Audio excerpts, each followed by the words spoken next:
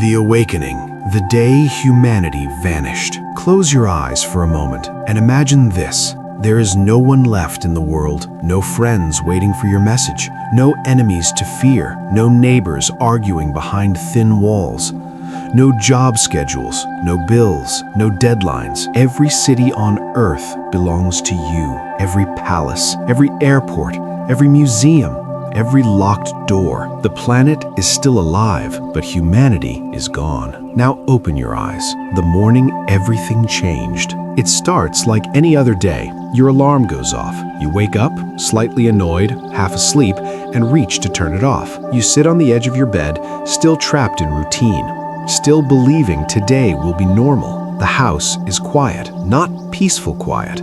Not the kind of silence you choose, a strange silence. You assume everyone else already left. Maybe they went to work. Maybe they went shopping. You walk to the kitchen. You make breakfast. The familiar sounds of plates and cups echo a little too loudly. Something feels wrong. A world without noise. You pause. No cars outside. No engines. No horns. No distant sirens. You listen carefully. No voices. No footsteps. No doors opening or closing. The world has lost its background noise. Cities are never truly silent until today. You walk to the window.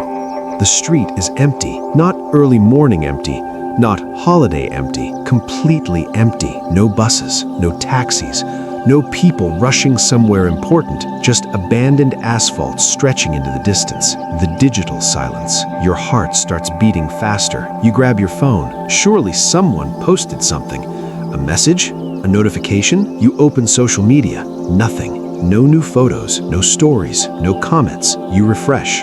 Again, nothing. You check the news. No headlines, no live updates, no emergency alerts. The digital world, just like the physical one, has frozen. That's when the thought enters your mind, slowly, reluctantly. What if I'm alone? Stepping outside. You step out of your building. The air feels different, cleaner, heavier, almost unnatural. You walk down the street. Shops are open. Lights are still on. Coffee cups sit half-finished on tables. People didn't leave carefully. They vanished instantly. You call out. Your voice echoes back at you, distorted and lonely. No answer. You walk farther. A dog crosses the road, confused, tail low. A cat sits on a car roof staring at nothing. Animals are still here.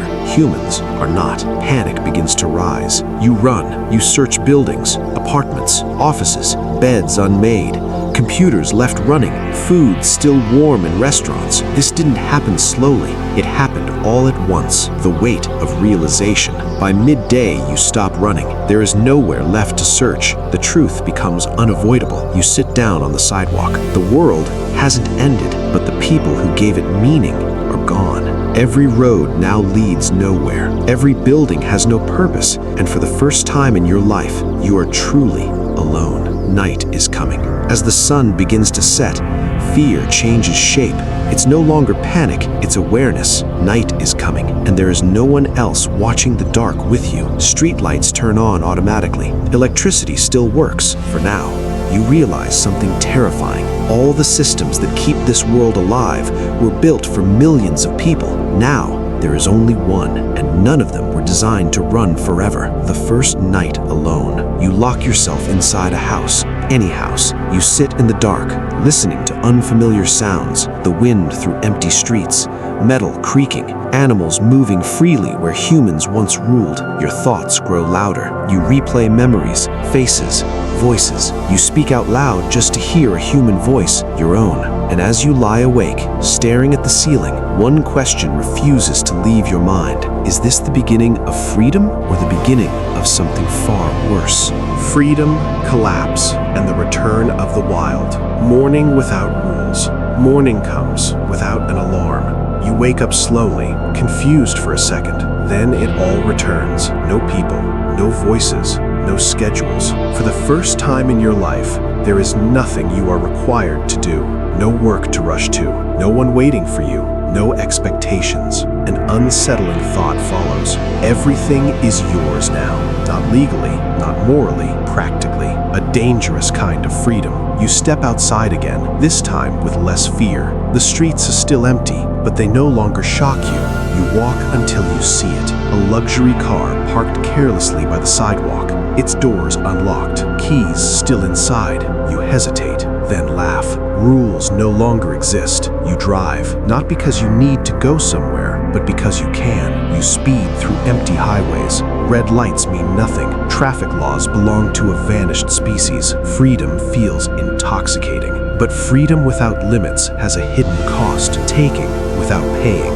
You stop at a shopping mall. Glass doors slide open automatically. Inside, everything is untouched. Clothes neatly arranged. Electronics waiting to be used. Food courts frozen in time.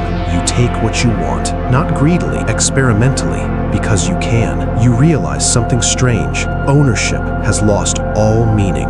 Money is just paper now. Gold is decoration. Luxury is irrelevant. In a world without people, value disappears. The first system to fall. Later that day, the lights flicker, just for a second. Then again, electricity is not magic. Power plants require constant monitoring, fuel deliveries, human decisions. Without people, the grid begins to fail. Not everywhere at once, but slowly, unpredictably, neighborhood by neighborhood. That night, entire city blocks go dark. Stars appear where streetlights once ruled. Learning to prepare, you begin to think differently. You collect flashlights, batteries, portable radios. You charge everything you can, because once electricity is gone, it may never return. Refrigerators stop working. Food begins to spoil. You eat what will rot first. Fresh food today, canned food later. You start thinking like a survivor, not a citizen. Hunger changes everything. After a few weeks, packaged food becomes unreliable. You learn quickly. Fishing lines, simple traps, fire. Cooking becomes a necessity, not pleasure. And then you notice something else. The city feels alive. When nature reclaims the streets, without traffic, plants grow fast, cracks in sidewalks widen, grass breaks through asphalt, vines climb buildings, animals lose their fear. First, the small ones, cats, dogs, birds. Then larger shadows appear. Wild boars roam parking lots, deer wander into intersections, predators follow prey, wolves, bears. They move cautiously at first, then boldly. Cities were never meant to stay empty. The zoo doors open. Months pass. Zoo fences rust. Locks weaken. Animals escape. Lions, tigers, elephants. Not all at once, not everywhere, but enough. Urban landscapes become unpredictable. You learn quickly where not to go. Gun stores become supply centers, not for domination, for survival. Choosing where to live, you realize something critical. Tall buildings are dangerous. Without maintenance, elevators fail, stairwells collapse, concrete cracks. You move to a smaller place, one story, solid walls, high ground. You avoid rivers. Dams will eventually fail. Floods will come without warning. A small house on a hill may be the difference between life and death. The illusion breaks. One evening, sitting by a fire you made yourself, it hits you. This isn't a vacation. This isn't a fantasy. This is a long, slow collapse. Freedom was the first emotion. Reality is the second. And something darker is coming next. Not hunger, not animals, not darkness, loneliness. The final question. And then, one day, the biggest question arrives. Not loudly, quietly. Should I keep going? There is no purpose left except survival itself. No legacy, no audience, no future generations. Just breath after breath after breath. Is survival meaningful if there is no one left to survive for?